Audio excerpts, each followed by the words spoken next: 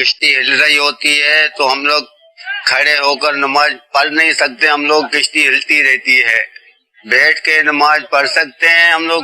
پہلے تو یہ ہے کہ اگر کشتی سے اتر کر خشکی میں نماز پڑھ سکتے ہیں، اب تو یہ ضروری ہے کہ یعنی سمجھو قریب ہے، کنارے پر ہے، اترنا ممکن ہے تو اتر کر نماز پڑھیں گے۔ خشکی پر اترنا ممکن نہیں ہے، بہت دور پانی میں، دریا میں، بیچ میں سمجھو ہے، وہ اتر نہیں سکتے، تو اب کشتی میں ڈائریکشن قبلے کی معلوم کر کے نماز پڑھے، اور کشتی اگر گھوم جائے تو یہ بھی کشتی کے ساتھ گھوم جائے قبلے سے، یعنی وہ اس طرح نماز پڑھنی ہے کھڑے کھڑے۔ اچھا، اور اب یہ کہ گر پڑتا ہے، کوئی صورت نہیں ہے کھڑے رہنے کی، اور گرے گا تو ظاہر پھر چوٹیں بھی آ سکتی ہیں۔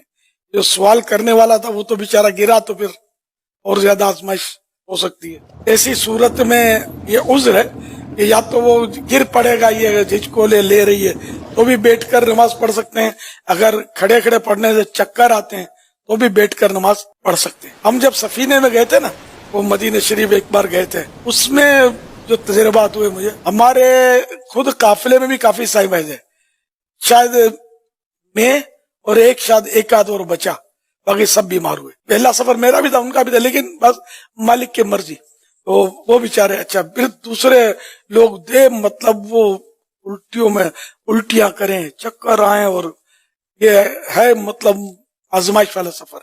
یہ ماہی گیر کیا، یہ تجربہ کار ہوتے ہیں، ان کو سمجھ نہیں پڑتی ہوگی۔ آپ بولو میں بھی کشتی میں بیٹھا ہوں، آپ کیا کشتی میں بیٹھا، آپ وہ کیماڑی سے تو جا کر اتر گئے بابا بھٹ پر 3.5 منٹ میں۔ یہ کوئی سفر تھوڑی ہے، یہ تو تفریح ہے، تو مزہ آتا ہے جو تھوڑا آہستہ آہستہ چلتی ہے۔